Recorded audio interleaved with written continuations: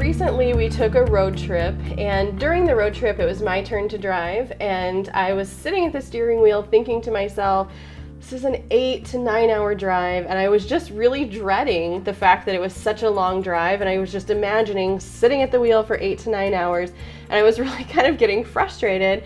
And all of a sudden I started thinking that instead of thinking about it this way with one big goal, I started to remind myself that, wait, Steve and I are actually going to split this up halfway. We usually do half and half, and sometimes differently, but usually at least half and half. And so I was like, oh, okay, so that's only 4 hours. And then if I think, well, if we stop and go to the bathroom or we stop and get gas, that's really only 2 hours each. And so if I thought about it that way, it was much more bearable in my mind.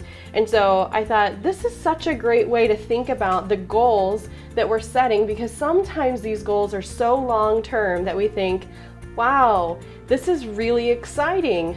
I have to get until I'm 60, 65, 50, 55, whatever retirement is, because that's such a long goal that we typically plan for, that you can lose interest or we don't get as excited. And so breaking it up into some of these small goals can really make it more exciting.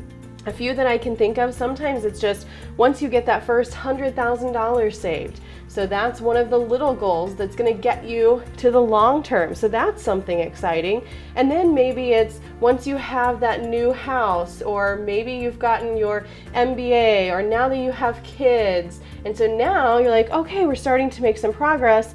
And some of these things, then we just continue, well, how much should I be saving to get to the next step? And so you can see how these just start to add on top of each other.